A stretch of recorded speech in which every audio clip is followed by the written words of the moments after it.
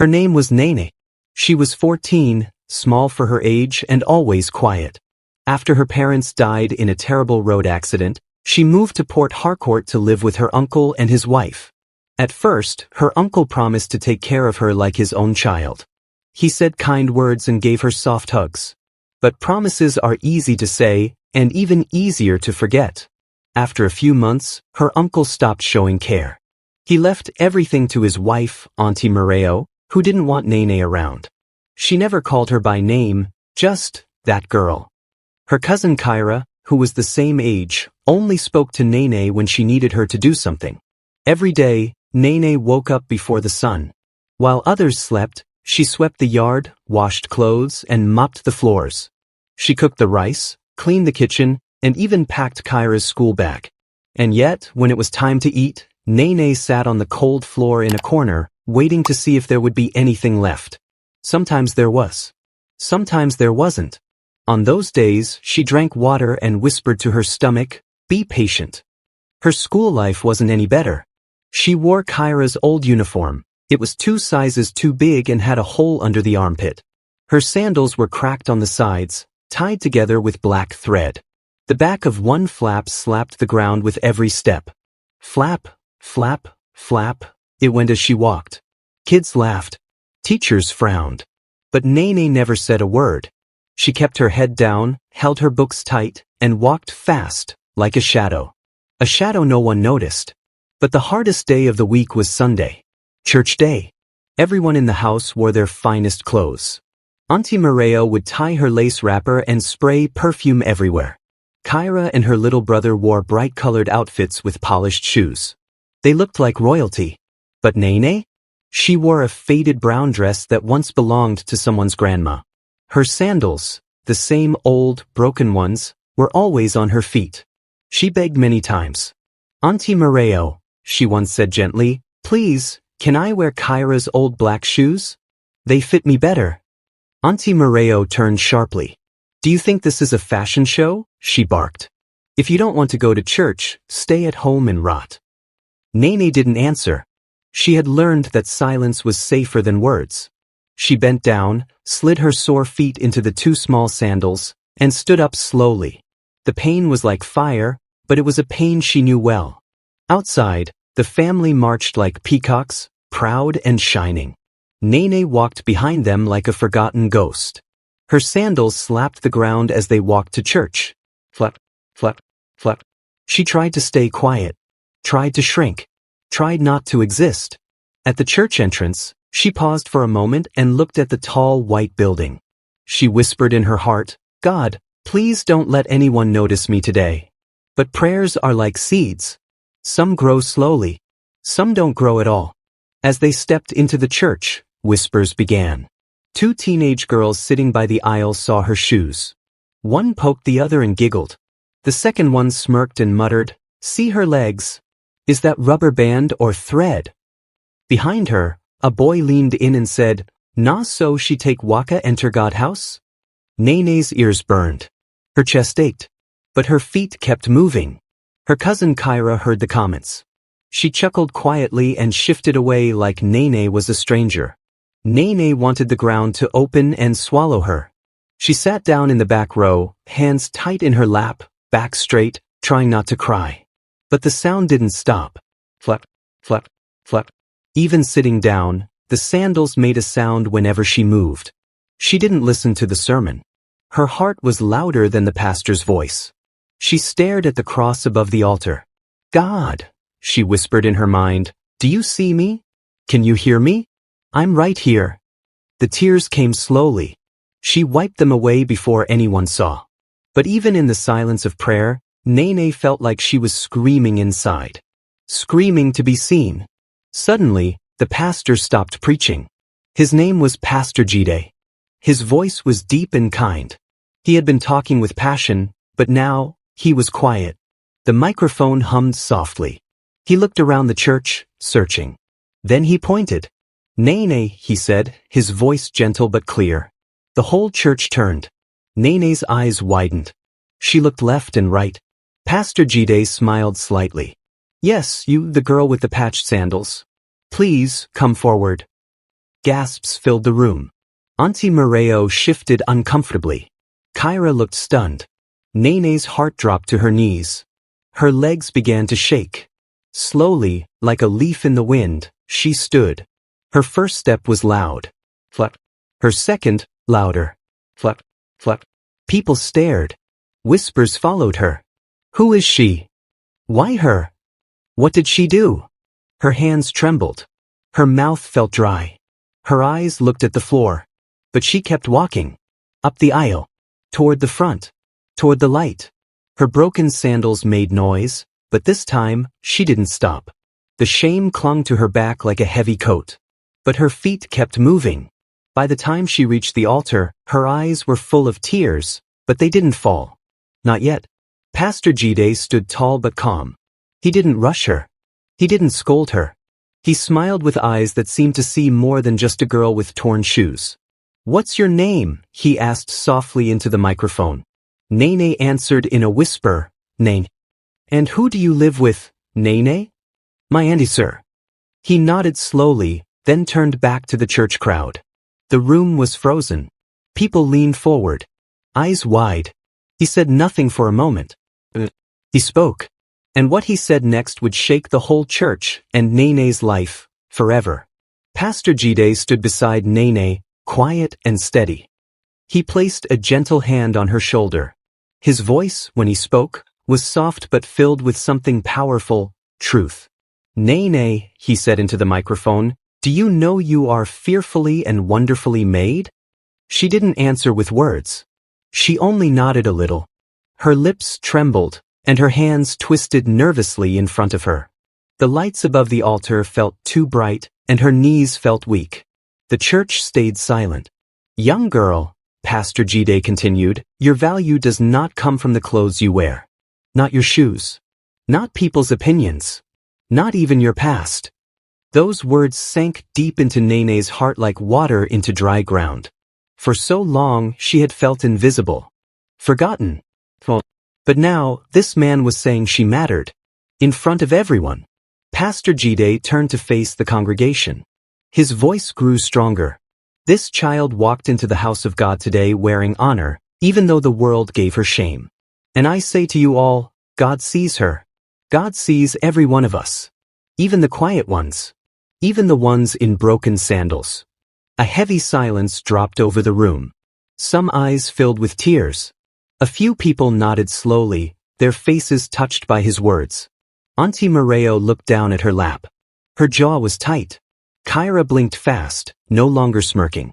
Then Pastor Jide lifted a white envelope from the pulpit.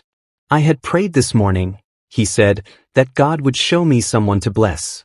I brought this envelope, not knowing who it would be for."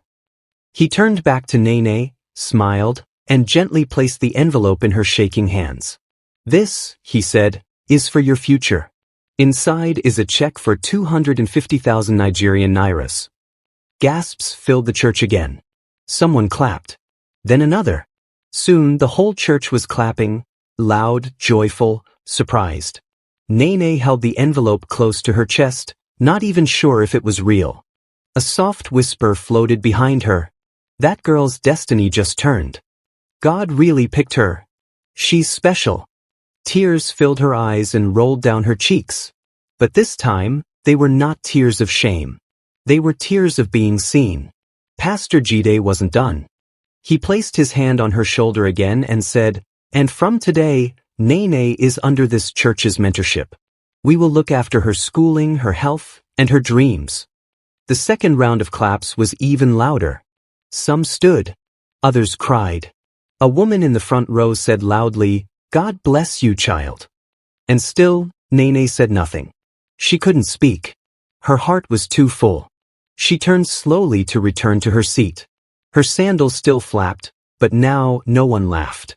This time, people nodded. Some smiled. Some even whispered prayers. As she passed the teenage girls who had laughed at her earlier, they looked away, embarrassed. The boy who had mocked her shoes stared at the ground. Kyra sat stiff, hands in her lap, pretending not to notice. Nene sat down gently, holding the envelope like it was made of glass. She didn't smile. Not yet. But something inside her cracked open, like a locked door had finally let in sunlight. She had been seen. She had been chosen. Back home, no one said a word in the car. Her uncle, who had said almost nothing to her for months, kept glancing at her through the rearview mirror. Auntie Moreo held her purse tightly, lips pressed together like a sealed jar. As soon as they got into the house, Auntie Moreo disappeared into her bedroom. Kyra stormed into hers. Nene quietly placed the envelope on the small table by her mattress and walked to the kitchen to start cleaning up.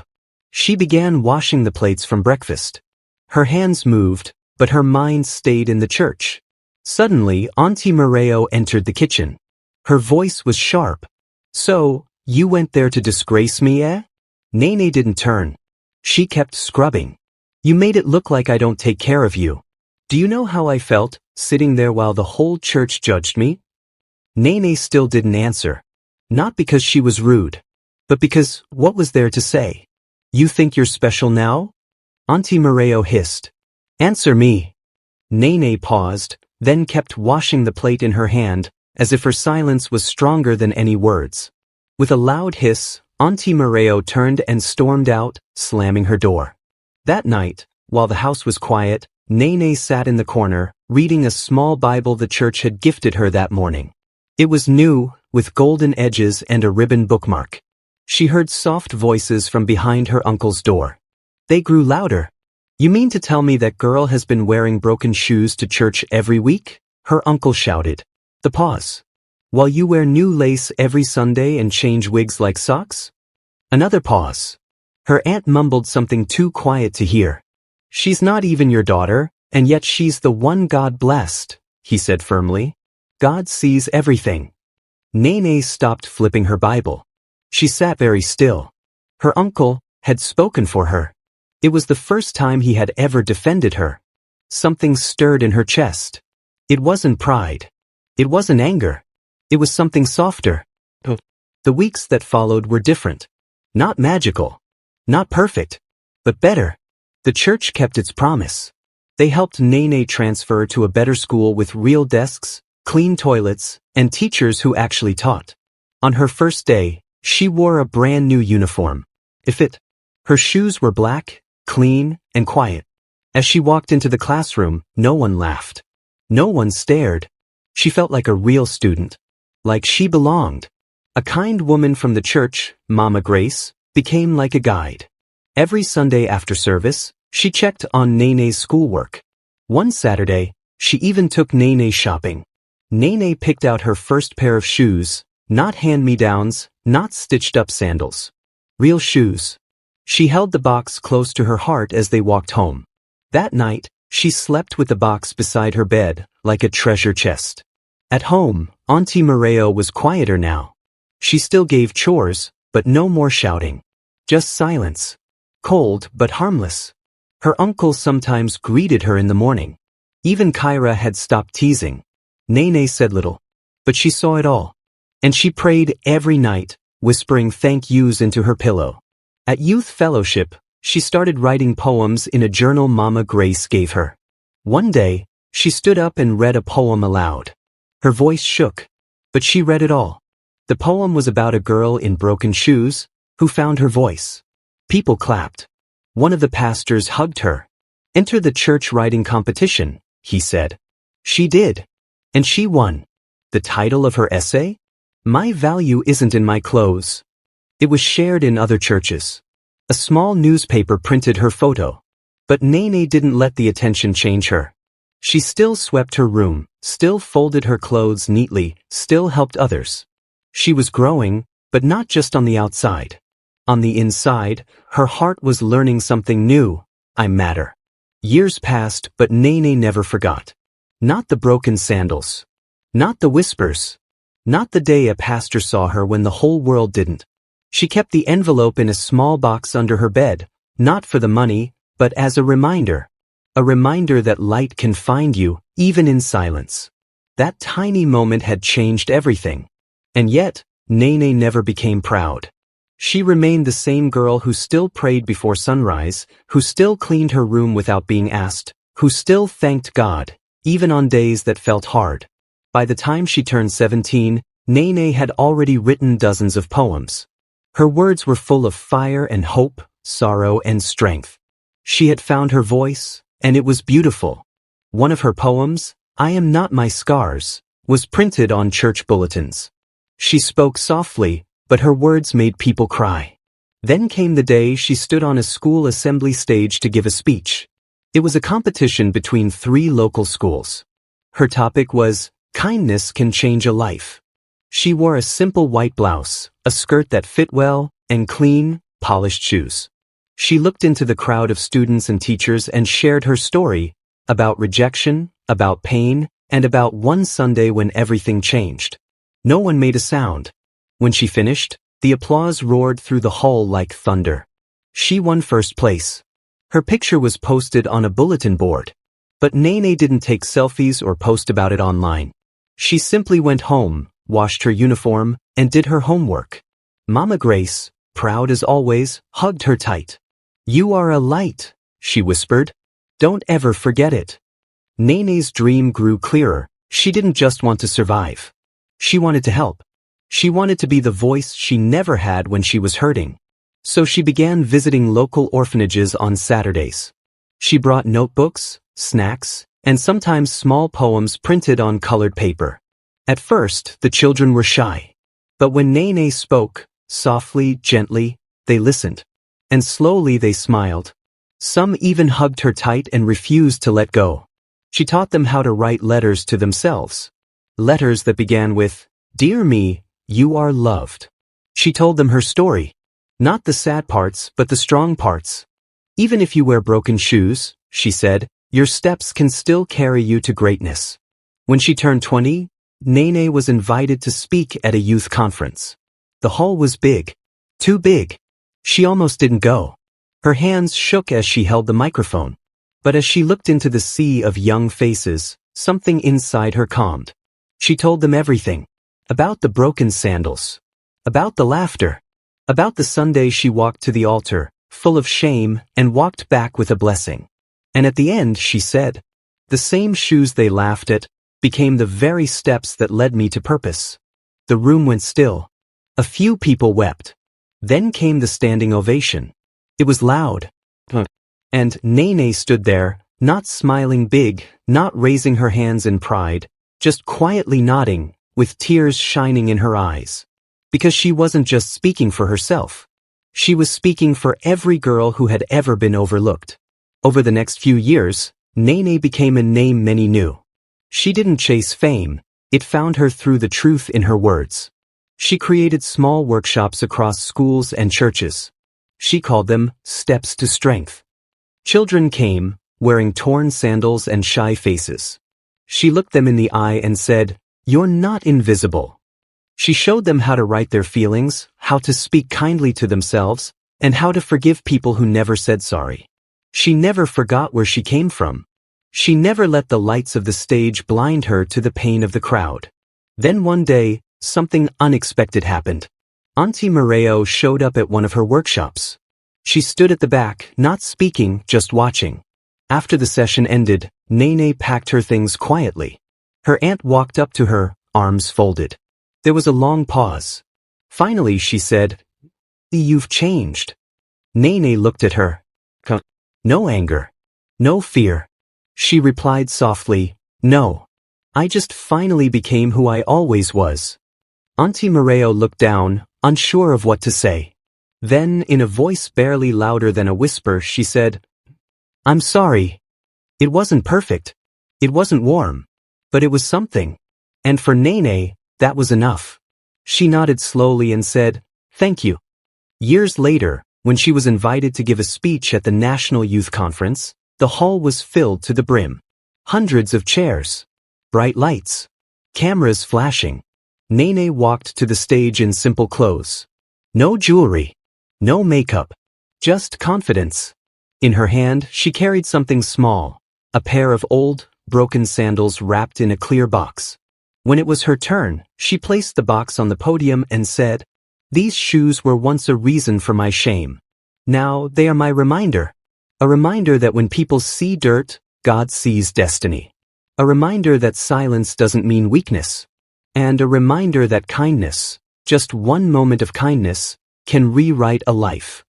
The room went quiet. Every heart listened. At the end of her speech, she looked into the crowd and smiled softly. Then she said the words that had carried her from pain to purpose. The same shoes they mocked became the steps that led me to destiny. When man looks at your feet, God is preparing your crown. Tears fell across the room. And then came the standing ovation. From that day on, people didn't just call her Nene. They called her the girl who walked through fire and kept her light. She built a foundation to support orphaned and rejected children. She created writing programs to help young boys and girls find their voice. She raised money to buy shoes, thousands of shoes, for kids like her. And in every package, she added a small note. You are not your shoes. You are not your clothes. You are not your past. You are a star. Walk boldly. No matter how high she went, Nene stayed grounded. And every time she stepped on a stage in every corner of the country, she told the same story. The story of how one pair of broken sandals became the start of a brand new life. What did this story teach you? Share your thoughts in the comments. Like, subscribe and turn on notifications so you never miss another powerful tale. Thank you for watching. Stay kind, stay true, and keep believing in the magic of stories.